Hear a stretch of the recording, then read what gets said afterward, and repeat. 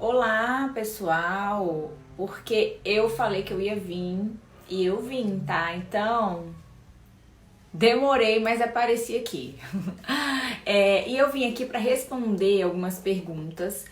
Semana passada eu não consegui aparecer aqui na live, tava bem puxado. Pra falar a verdade, quase que eu nem vim hoje, porque tava. Hoje também foi um dia bem intenso, mas eu resolvi vir aqui porque ficaram algumas perguntas em relação à amamentação e os alimentos, né? O consumo de alimentos pela mãe, consumo de algumas coisas pela mãe e como que isso interfere na questão do leite. Então eu vim aqui para responder essas perguntas. Então algumas perguntas que vocês fizeram, eu vou começar a falar aqui, viu? Só um instante. E algumas perguntas eu já fui respondendo, né? Já fui colocando lá, já fui falando sobre essas questões. É importante falar que existe muito mito por trás disso. Então existe muitas pessoas falam sobre alimentos que podem aumentar a produção de leite. Também há muita coisa que é relacionada a até mitos, né, em relação à questão de consumo, o que interfere, o que não interfere. Vocês fizeram várias perguntas e eu vim aqui falar um pouquinho sobre essas questões que vocês colocaram, porque não deu para falar tudo naquele dia, né? Porque não deu para eu responder, na verdade, responder só nas caixinhas ia ficar muito pequena, então eu resolvi fazer uma live. Eu não trouxe a nutricionista ainda, mas eu vou marcar. Eu não consegui combinar ainda porque eu não tinha uma data certa. Então eu resolvi vir aqui falar um pouquinho e aí num outro momento a gente se aprofunda mais em alguns aspectos específicos da nutrição, né, e dessa relação com a questão do aleitamento materno. Mas vamos lá, já vou respondendo algumas perguntas então de vocês. Algumas perguntas, né, que foram feitas por vocês, tá? Bom, teve uma pergunta que foi a seguinte: percebi que lácteos, né, me dava muito gases e no bebê também. Ela pergunta, eu evito o consumo? Bom, então vamos lá. Existem algumas situações onde se a história, né, então a família tem uma história de intolerância a questões lácteas, né, várias pessoas com intolerância à lactose ou com alguma história de alergia à proteína do leite e tudo mais, essa mulher, ela pode produzir uma quantidade grande de lactoalbumina e isso acabar passando pelo leite e o bebê ter algumas intolerâncias, né? Então, tipo intolerância e acabar tendo mais gases ou mais cólicas, tá? Então, isso pode acontecer.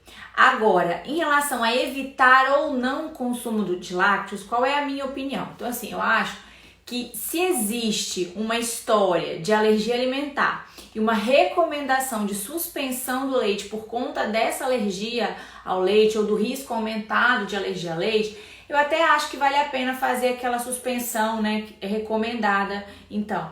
Agora, suspender simplesmente por suspender, eu não acho que seja tão interessante, né? Então, vamos suspender tudo. Alguns profissionais que eu respeito e admiro muito, às vezes recomendam a suspensão quando há casos de muitos casos de história na família, né? De alergia, por exemplo, quando a mãe já teve um filho, no filho anterior, ela já teve história de alergia à proteína do leite, às vezes ela suspende por aqueles primeiros 30 dias, né, pra ver como é que o bebê vai ficar, e aí depois vai reintroduzindo parcialmente, por exemplo, o retorno. Então pode ser uma alternativa, mas essa suspensão ela precisa ser recomendada pelo nutricionista ou pelo pediatra, nunca por conta própria, sabe? Não vale a pena você ir restringindo alimentos assim, porque teve uma outra fala, e eu até coloquei na última publicação, falando que o consumo variado de alimentos pela mãe, ele é responsável por amplia mais, né, a experimentação do bebê na época de introdução alimentar. Então, uma mãe que tem, porque o sabor dos alimentos ele passa via leite materno. Então, quanto mais contato com sabores diferentes o bebê tem no momento do aleitamento, porque a sua mãe tem então uma dieta equilibrada e variada, a introdução alimentar dessa criança, a aceitabilidade dessa criança, de alimentos depois da introdução alimentar vai ser maior. Então não se deve restringir alimentos.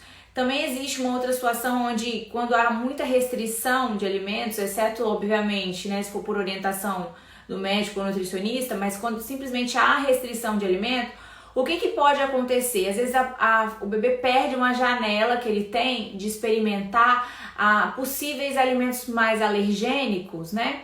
E ele acaba não tendo, às vezes, uma boa resposta, e aí, no futuro ele pode vir a ter alergia.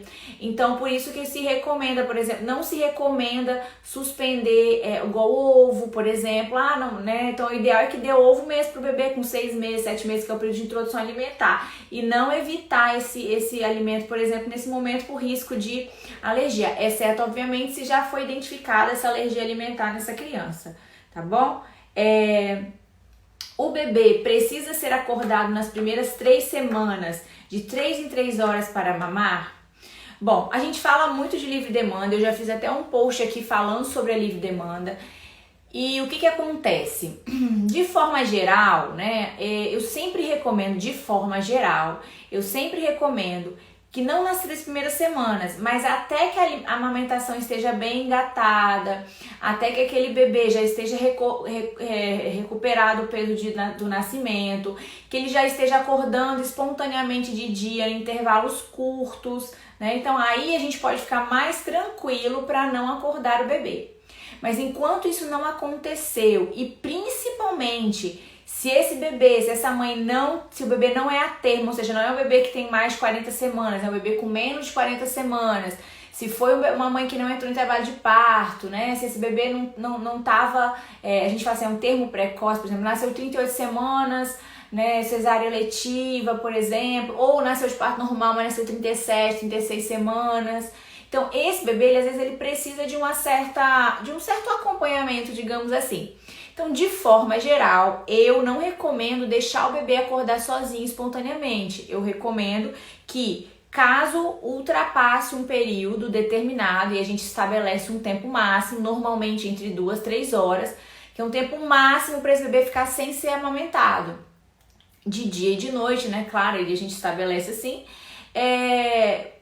para que ele não fique então com uma baixa ingesta, talvez mais sonolento, e aí acaba tendo dificuldade de sugar, então fica hipoativa, e vai entrando num ciclo. Ele fica cada vez mais assim, cada vez menos ele mama, cada vez mais ele fica sonolento, cada vez menos ele mama, e vai entrando naquele ciclo.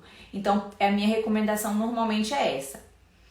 A mãe tomar chá com ervas calmantes, o bebê fica mais tranquilo também? Quem dera, né? Então, assim, não é algo assim, então eu vou tomar um chá, aí essa erva vai passar via leite materno pro bebê e ele vai ficar mais calmo. É assim que funciona? Não é assim, não funciona dessa forma. Mas o que acontece? Quando essa mãe, então já tem vários estudos que falam que há uma conexão tão forte entre a mãe e o bebê, que se a mãe tiver com algum estado de maior excitabilidade, agitação e tal, isso acaba às vezes tipo contaminando, atingindo esse bebê. Então, se essa mãe consome esse produto e isso a deixa mais tranquila, mais calma, mais relaxada, ela vai estar mais tranquila, mais calma, mais relaxada também perto do bebê. Consequentemente, a tendência é esse bebê também ficar mais calmo. Então, percebem que não é que vai passar aquele produto lá pelo leite. Pode acontecer também. Então, algumas ervas, elas são sim, elas passam aí ela pode passar assim via leite materno, tanto que a gente às vezes não recomenda determinadas ervas, Algumas ervas podem ter um potencial maior de contaminação, e a gente de intoxicação, por exemplo. O café, por exemplo, passa assim via leite materno. O álcool, alguns alimentos, então o sabor de alguns alimentos, às vezes algumas partes de alguns alimentos. Então isso pode acontecer, mas não é tão linear. Então eu tomei camomila, vamos supor, tomei chá de camomila, meu bebê vai ficar mais calmo porque eu tomei chá de camomila. Não é bem assim que funciona, mas a gente sabe que existe sim essa relação muito forte, muito íntima da mãe com o bebê. Então, se isso faz bem para ela, se isso tranquiliza a mãe, com certeza esse bebê vai ficar mais tranquilo, ele vai ficar um bebê mais tranquilo, mais calmo, porque a mãe está mais tranquila, mais calma, tá bom? Canjica realmente ajuda a produzir mais leite? Nó, e aí, o que vocês acham? Ajuda ou não ajuda? Isso aí é lá da época da vovó, né? As vovós adoram falar, vamos fazer canjica para engrossar o leite.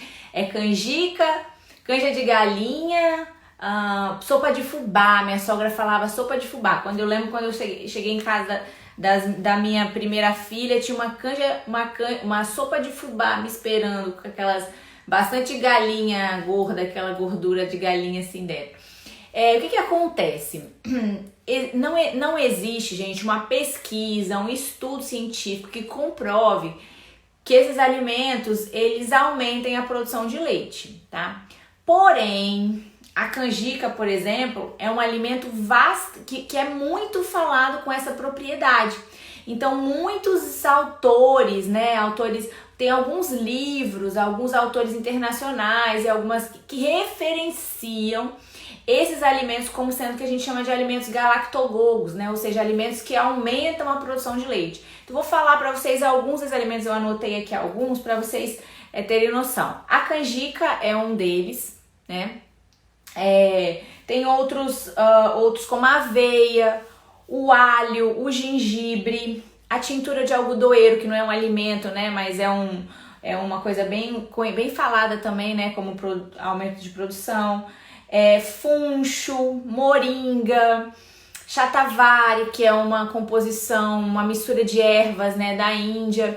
Então, assim, não há evidências científicas de que ele aumenta a produção de leite. Porém, há relatos históricos, a gente chama de relatos anedóticos, né? Então, várias e várias pessoas ao longo de muitas gerações, em muitos países, vem falando sobre as propriedades, né, desses alimentos, tá? Então, assim, mas uma coisa importante que eu preciso falar para vocês é que não existe nem medicação, nem alimento, nem nada que seja mais importante do que entender o que está acontecendo. Então, não adianta eu consumir, mesmo a medicação, né? Existe muito isso. As mães já saem tudo tomando remédio para aumentar a produção de leite. E não deve ser assim, né? As coisas não devem ser assim. A gente deve primeiro entender. Primeiro, nem toda mulher precisa, né? Se tá precisando, a gente tem que entender o que tá acontecendo para saber qual vai ser a melhor indicação. Então, qual é a melhor indicação? Que tipo de indicação tem naquele caso? Já foi olhado as outras questões? O bebê tá em livre demanda, tá usando chupeta, bico, tem algum problema de disfunção oral?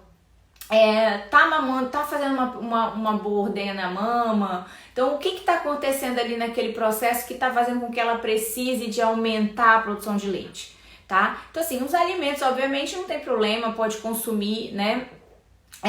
Não sei se vocês viram, mas na minha última publicação eu falei do alho. O alho, ele é colocado, né, e por muitos como um alimento que dá cólica, né? Então, é um alimento que as pessoas costumam retirar alho e cebola, né, da dieta e tal.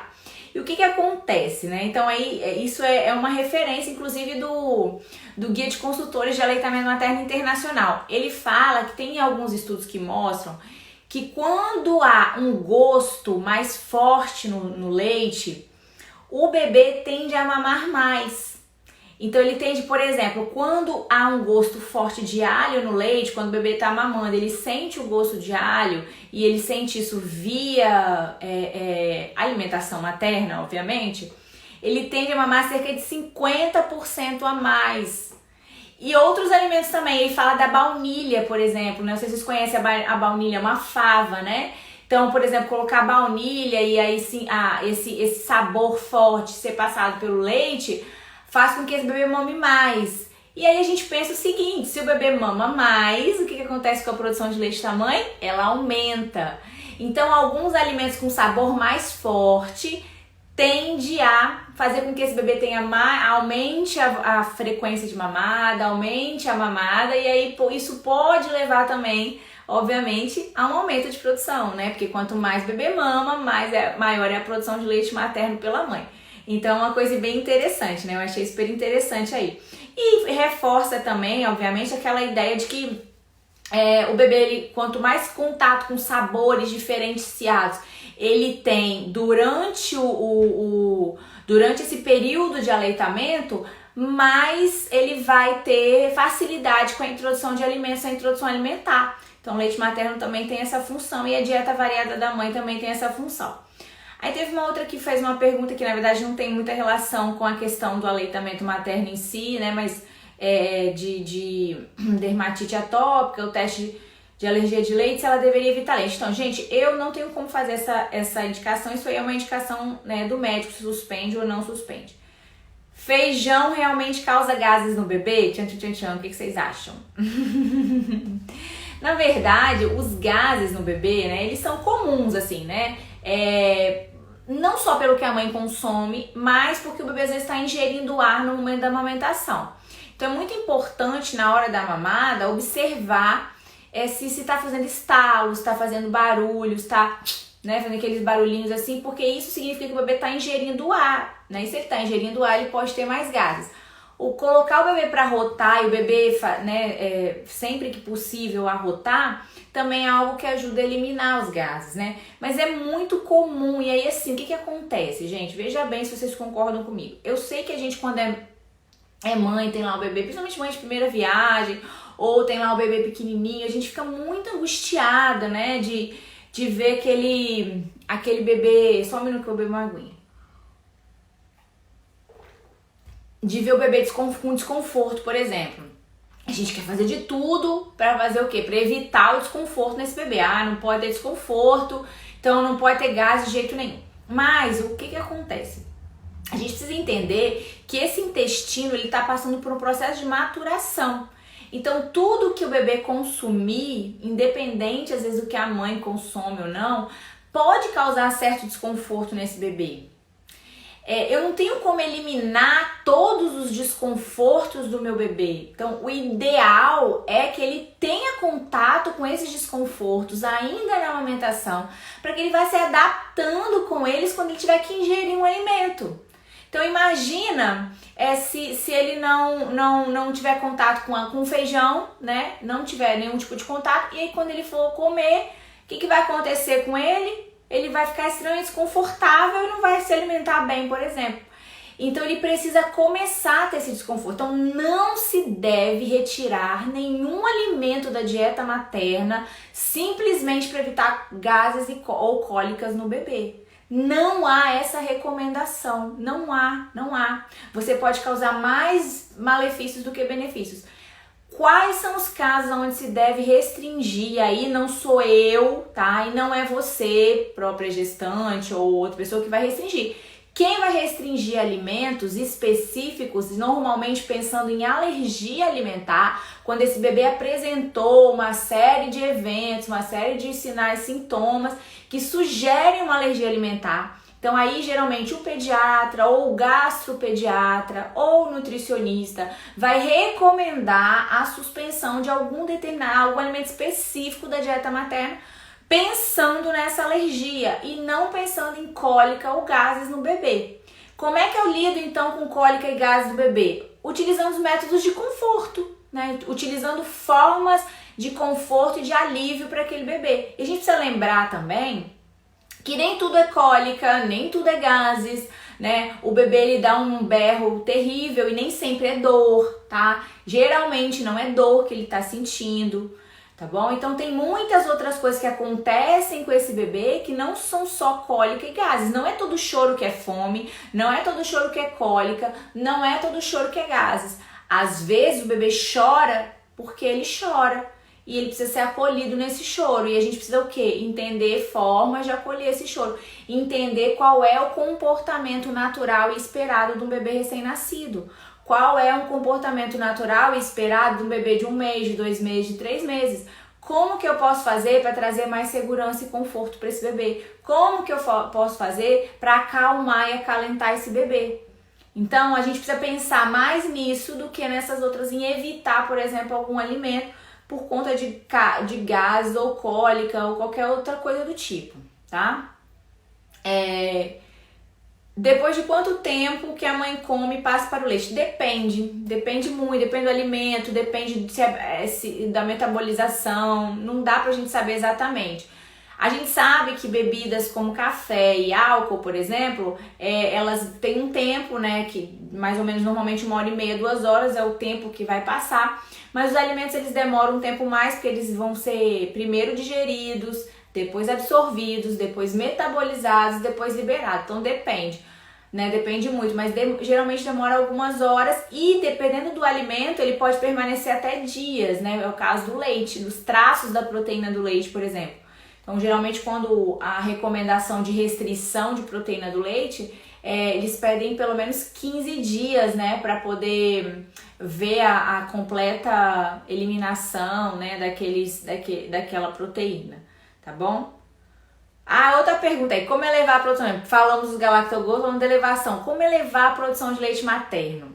Existe forma de elevar? Existe forma de elevar. Eu trabalho às vezes com forma de elevar a produção de leite materno. Às vezes eu identifico, né, junto com o profissional que também está acompanhando, às vezes o pediatra, o obstetra que está acompanhando essa mãe, esse bebê, essa dupla, e às vezes a gente identifica que há necessidade de trabalhar o aumento de produção, e a gente vai trabalhar o aumento de produção. Mas antes da gente trabalhar esse aumento de produção, a gente precisa entender o que está acontecendo. Se realmente é uma necessidade de aumentar a produção, ou se existe outras coisas, eu tenho que ir limpando tudo. Então, por que essa mãe acha? Será que essa sensação de que ela está com pouco leite é uma sensação real? Ou é só uma sensação de que há pouco leite? Então eu vou ter que observar a mamada, eu vou ter que ver esse bebê mamando, eu vou ter que saber como é que tá a eliminação, eu vou ter que saber o comportamento desse bebê, eu vou ter que acompanhar o ganho de peso desse bebê. Então é um monte de coisa, eu vou ter que observar essa mamada, identificar alguns sinais e sintomas nessa mãe. Então várias coisas vão me fazer pensar se realmente está relacionada à produção de leite ou se tem uma outra situação acontecendo. Por exemplo, alguma situação relacionada mesmo ao bebê, se o bebê está conseguindo fazer uma boa drenagem na mama. Porque, geralmente, uma das principais causas de baixa produção de leite é a falha nas mamadas. Então, a não drenagem, a não ordenha adequada da mama. E essa não ordenha, obviamente, pelo bebê, pode estar atrapalhando, então, uma boa drenagem, a gente não fala mais esvaziamento, porque a mama nunca tá vazia, né? Mas vai dificultar essa mamada, consequentemente esse leite vai ficar ali. Se esse leite fica ali, o corpo entende que não precisa produzir. Se não precisa produzir, a produção vai caindo gradativamente. Então a gente precisa ter esse entendimento, né? Não é simplesmente, vamos aumentar a produção. Às vezes eu vejo essa angústia, né, das mães, eu preciso aumentar minha produção. Teve uma pergunta, não sei se eu anotei aqui, aproveitando esse embalo de aumento de produção, de uma mãe, cadê? Será que não ficou? Não ficou aqui, eu acho que acabou perdendo. Ela falou assim que ela vai voltar ao trabalho e ela como é que fica essa questão da livre demanda, como é que fica a produção de leite, se a produção de leite vai cair muito porque ela vai voltar ao trabalho e o que ela precisa fazer.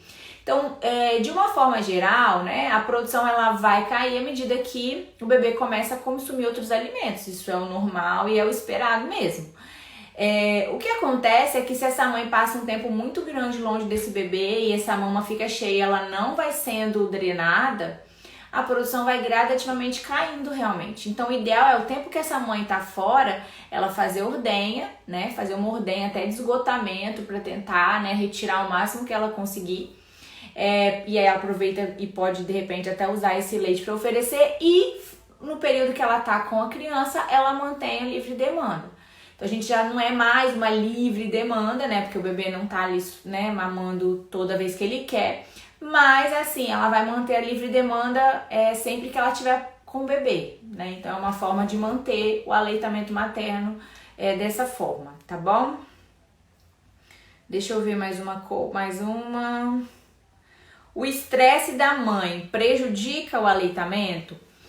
Então, o que acontece? Logo no início lá da amamentação, o estresse ele pode interferir sim. Porque o início ele é um processo fisiológico muito voltado nessas questões hormonais.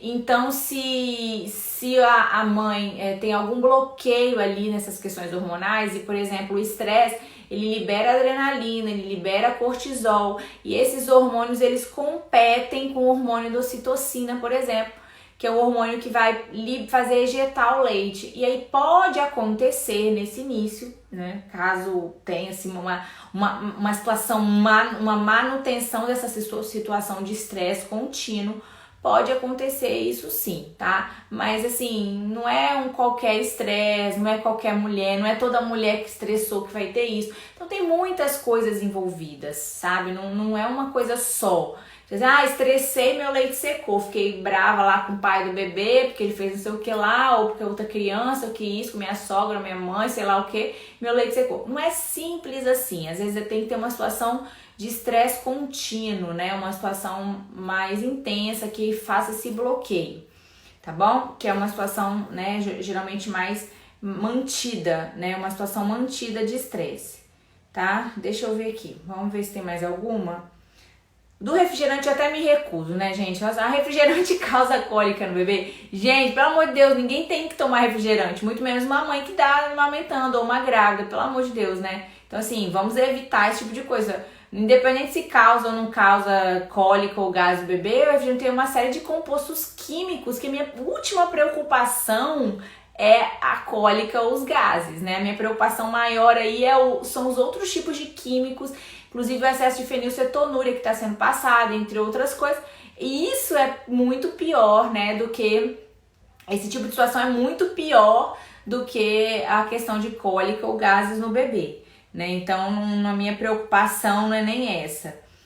Tem uma outra aqui. Minha mãe e minha sogra sempre dizem que o que dá cólica no bebê é feijão, repolho, couve, ovo e alho demais. Então, tipo, para de comer, né? Não come nada que vai ficar tudo bem, né? Então assim, como eu falei, né, volto a dizer, então não recomendo suspensão de nenhum tipo de alimento por esse motivo. A gente precisa aprender a lidar e a trazer conforto para esse bebê e não a eliminar, porque veja bem, vê se vocês concordam comigo. Esse bebê tá começando a vida dele. Ele tava dentro da barriga, ele não sentia nada realmente, né? Ele tava ali de boa, né, e tudo mais. De repente ele sai e tem um monte de coisa acontecendo aqui fora. É barulho que ele nunca ouviu, é luz que ele nunca viu, estímulos na pele, no corpo e tal, muitas coisas que ele nunca sentiu, gases, vontade de fazer cocô, vontade de fazer xixi, um monte de coisa acontecendo com o corpo dele que ele nunca viu antes. Tudo isso é um processo adaptativo muito complexo para o bebê. Mas ele vai passar por vários processos o tempo inteiro. Então, ao invés de eu tirar o desconforto, eu preciso aprender a lidar com o desconforto. Porque gases é parte da vida, né? Esse incômodo pelos gases, o bebê vai ter o resto da vida. E até hoje estudaram, ninguém conseguiu determinar o que causa cólica no bebê, né? Então, assim, inclusive tem culturas que nem falam sobre cólica como se isso nem existisse, né? Então não se sabe muito bem ao certo, né? Então tá relacionado à imaturidade, mas não tem nada especificamente que vai tirar, ou vai melhorar, ou vai fazer qualquer coisa em relação a isso. Então não é interessante essa supressão de alimentos. O feijão é um alimento extremamente necessário, é básico da nossa dieta. É claro que se você não gosta, se você já não come feijão, tudo bem, não precisa comer. Quer dizer, seria bom comer, né, também para você manter esse sabor de uma comida que é uma comida saudável, por exemplo, para o seu filho no futuro. Mas assim, não é recomendado que você tire alimentos saudáveis. Aí ninguém me pergunta assim, ó, por que ninguém perguntou? Pizza faz mal pro bebê? Sorvete faz mal pro bebê? O excesso de açúcar e pão, farinhas refinadas faz mal pro bebê? Ninguém perguntou isso, né? Ninguém perguntou isso. Isso são comidas que não são saudáveis e a gente pode retirar da nossa dieta. Agora, couve, feijão, repolho, alho, cebola, carnes, né, de uma forma geral, comidas que são comidas naturais, comidas que são feitas, né, em casa, por exemplo. Isso vai fazer mal pro bebê? Como que vai fazer mal pro bebê? Se isso vai fazer parte da vida dele, vai fazer parte da dieta dele depois. Então, assim, não faz sentido você querer suprimir tudo aquilo que pode causar gases no seu bebê. Porque eu já tive mães que eu atendi que o negócio era tão assim, a preocupação era tão grande, e a criança, né, ai, tem gás, tem cólica, tem que tirar tudo, que a mãe chegou a um ponto que ela só comia arroz e acho que era frango, não me lembro agora. Mas assim, é tipo uma dieta extremamente restrita por conta dessa situação. E a saúde dessa pessoa ficou prejudicada depois, né? Então ficou muito prejudicada. A dieta dela era super restrita e a saúde ficou muito prejudicada. Então assim, não é uma situação, né, interessante, não é interessante. A mãe também ela precisa de energia, ela precisa se alimentar bem. Nada desse negócio de comer por dois, né, nem na gravidez, nem na amamentação. Não tem necessidade desse tipo de coisa, não. Mas se alimentar bem, com alimentos saudáveis, isso aí, mais alimentos e menos produtos, alimentos que a gente descasca, mais coisas que a gente descasca e menos coisas que a gente abre, né? Então isso vai fazer bem para você, vai fazer bem para o seu bebê, é isso que vai trazer benefícios, né? E não ficar restringindo tudo. Agora, o excesso de cafeína pode trazer algum desconforto? Pode. O que seria esse excesso? Mais do que 2 xícaras por dia. Aí também tem que levar em consideração produtos como chocolate, café, chá mate, né, chá preto, chá mate, esses negócios aí. Tudo isso também tem cafeína, então tem que ser somado. Então se a pessoa toma café, chocolate, o que? Não, 2 xícaras seria mais ou menos, acho que são 200 microgramas, eu acho, se não me engano, por dia. Que equivale a em torno de 2, 3 xícaras de café por dia. Então a pessoa precisa ter um bom senso também de equilibrar o consumo desses alimentos, né? Mas de uma forma geral não existe essa proibição total, né, de algumas coisas. E vocês fizeram muitas perguntas também no dia que eu abri essa caixinha sobre medicações. Medicação tal, se toma, se não toma, chás e aquela coisa toda. E aí eu recomendei para vocês, vou recomendar agora aqui na live, que aí vocês também vejam, depois procurem. Existe um site chamado elactancia.org. Esse site é para você consulta, você digita, ele é em espanhol, mas dá para entender tranquilamente. Tem espanhol ou inglês. Você digita o nome do composto. Então, por exemplo, eu quero saber se pode tomar paracetamol. Você vai lá e digita paracetamol e ele vai te dar uma classificação. Veja bem, eu não estou recomendando ninguém se automedicar, porque pra mim, na minha visão, ninguém deveria se automedicar assim, né? Então, principalmente uma mulher que tá lactando, ela deveria consultar, né, por exemplo, o seu médico que acompanha. Mas a gente sabe que às vezes não tem como, a realidade, né? Enfim, o menino já tá com 2 anos mamando, e às vezes a gente não vai consultar só pra ver se posso tomar um remédio pra dor de cabeça, por exemplo.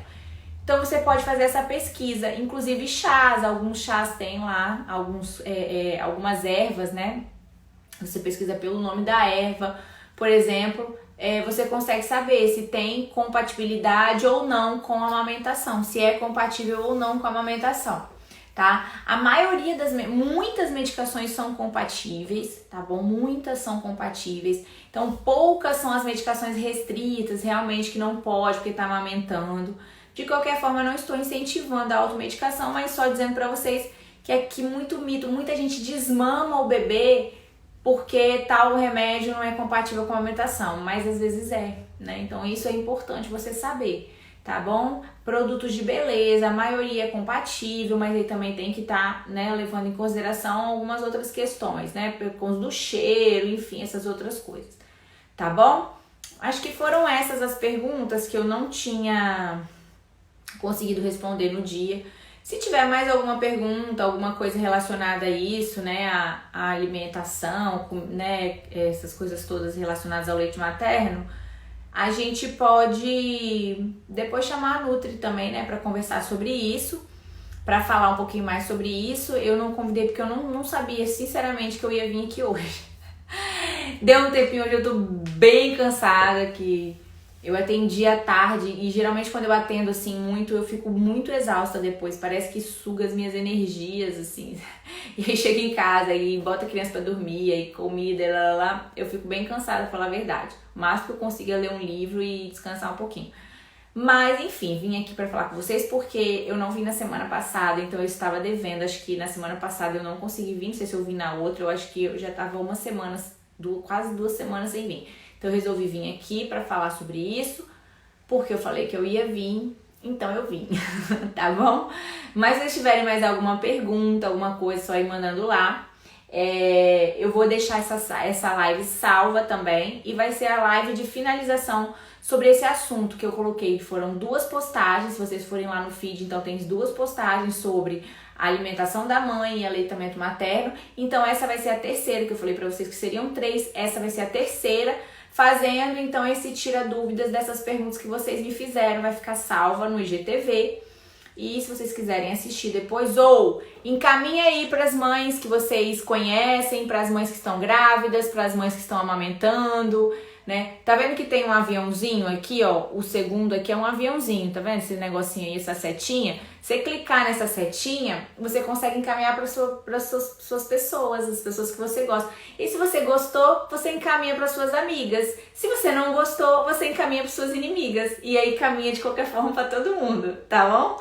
Vai ajudar muita gente e vai me ajudar também, porque assim esse conteúdo vai chegar para mais gente vai estar vendo, né, divulgando o meu trabalho também e levando mais conhecimento, né? Afinal, muitas coisas que a gente fala aqui são mitos, né? A gente desconstrói também algumas coisas e a gente acrescenta algumas coisas, tá bom? Era isso e eu espero que vocês tenham gostado. Eu não abri para pergunta hoje. Ninguém perguntou nada, não sei se vocês estão querendo perguntar alguma coisa. Ei, Priscila. Priscila tá sempre aqui comigo, né, Priscila? Muito obrigada pela sua presença, tá bom? Fico muito feliz que vocês estejam aqui. Minha intenção nem era falar para muita gente, mas aí eu fico muito feliz que vocês estão aqui. Se vocês quiserem mandar alguma pergunta, mandem, que ainda dá um tempinho. Meu planejamento era mais ou menos uma meia hora, e a gente tá quase lá. Mas se vocês não quiserem mandar aqui também, pode mandar depois lá na minha caixinha. Eu sempre abro a caixinha de perguntas assim, aleatória, para vocês falarem, mandarem as dúvidas de vocês, porque é a partir das dúvidas de vocês que a gente vai construindo aqueles conteúdos, tá bom? Bom, então é isso, uma boa noite, obrigada pela presença e vai ficar salvo lá e aí vocês encaminhem pra galera, tá bom? Beijo, uma boa segunda-feira e uma boa semana para vocês, uma boa semana para todos nós, tá certo? Tchau, tchau!